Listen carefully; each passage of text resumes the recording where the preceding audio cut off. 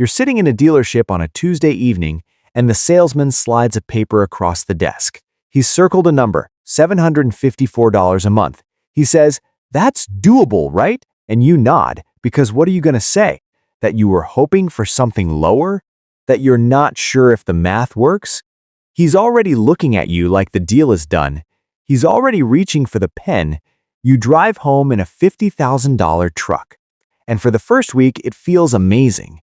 The new car smell, the way the door closes with that heavy thunk, the way your neighbor glances over when you pull in, then the first payment hits, then insurance, then a full tank of gas at $4 a gallon, and somewhere around month 3, you're lying in bed staring at the ceiling, doing the actual math for the first time, and you realize this truck isn't a vehicle, it's a financial trap wearing chrome. My name is Sam, and today we're not just talking about whether a $50,000 truck is expensive.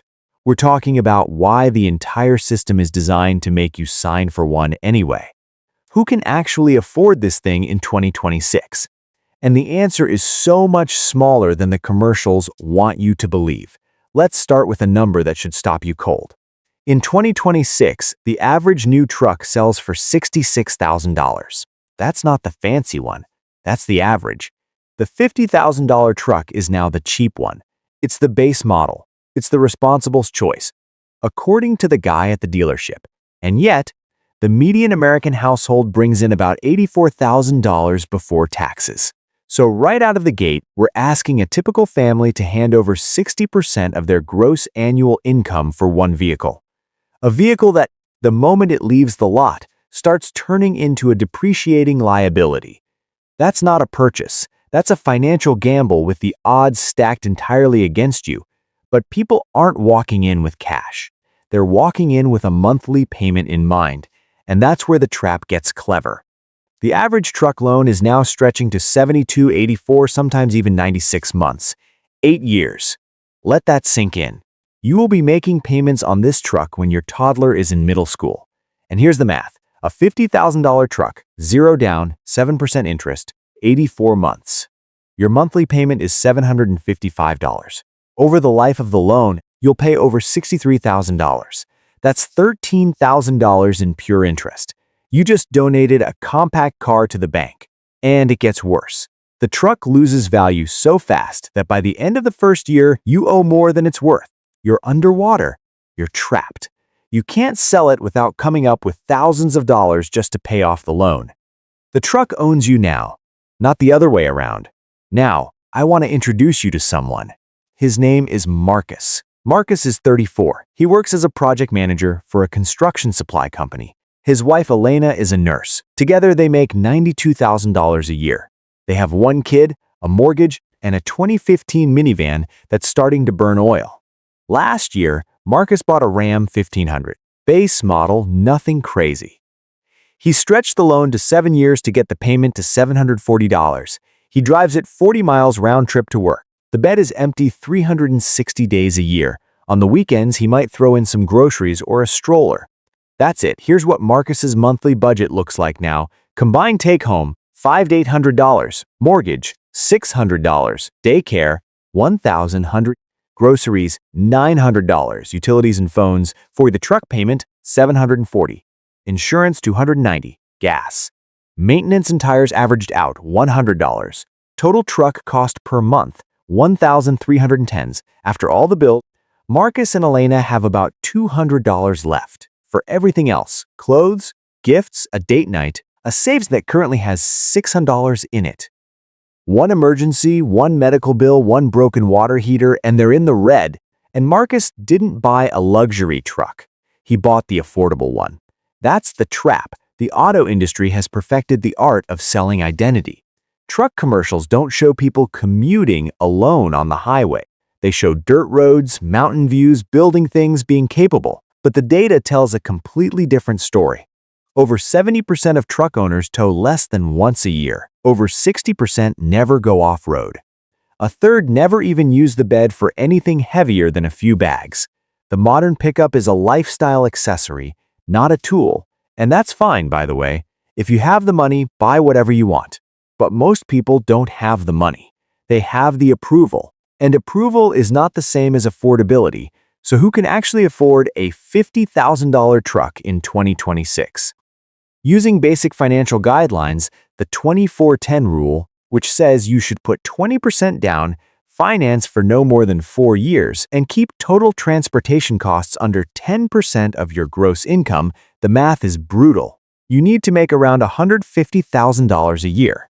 You need $10,000 in cash for a down payment, and your monthly payment on a 4-year loan would be closer to $950, not $755. That puts you in the top 15% of earners. That's not the middle class anymore. That's the upper end. And yet, the people buying these trucks most aggressively are households making $60,000 to $100,000. They're signing 84-month loans with zero down because that's the only way the payment looks manageable. They're not buying a truck. They're leasing their own financial future to a bank, paying a massive premium for the illusion of affordability. There's a concept in behavioral economics called the monthly payment illusion. The dealership isn't selling you a $50,000 truck. They're selling you a $755 solution to a problem you didn't have. They're making the giant number disappear behind a smaller one, and your brain falls for it every time because the big number is scary and the small number feels like something you can manage. But the total cost is still the total cost. The debt is still the debt. And here's the part that genuinely makes me angry. Nobody shows you the opportunity cost. That $755 a month plus all the extra costs of truck ownership adds up to about $1.400 a month compared to a reasonable used car that costs $700 a month all in. That's a $700 difference every single month. If you took that $700 and invested it in a simple index fund at 8% average return, in 30 years you'd have over $1 million. You would have a retirement, you would have security. Instead, you have a truck that's worth a fraction of what you paid and a loan that's followed you through 3 job changes and 2 recessions. I'm not anti-truck. I'm anti-being lied to about what you can afford. The system wants you to sign that 84-month loan because the dealer makes a profit, the bank makes a fortune, the insurance company gets their cut, and the gas stations get years of fill-ups. You are the only one in that chain who loses. And you don't just lose money. You lose flexibility. You lose the ability to take a risk, to change jobs, to handle a crisis without going into more debt. So here's my challenge to you. Before you buy any vehicle in 2026, do something the dealership hopes you won't do. Sit down for 30 minutes. Write out the full cost. Not the monthly payment, the total cost. The interest, the insurance, the gas, the maintenance, the depreciation. Look at your take-home pay and ask yourself, if I lost my job tomorrow, could I still make this payment? If the answer is no, you can't afford the truck. You can only afford the illusion of the truck. There's a strange, quiet power in knowing the difference. When you understand the math, you become immune to the sales pitch. When the salesman circles that $755 and says, "That's doable," you can look at him and say, "Not anymore." Because the real flex in 2026 isn't the $50,000 truck in the driveway. It's the guy driving a 10-year-old Camry with a fully funded retirement account and no payments. He's not the one struggling to keep up appearances. He's the one who figured out the game and decided not to play. The truck didn't ruin anyone's life. The decision did, and that decision was made on a Tuesday in a dealership when nobody showed the real math. Until right now, if this video hit you a little different, share it with someone who's about to sign. And subscribe, because next time we're exposing the financial trap that hits you right after you start making real money. The one nobody warns you about. I'll see you there.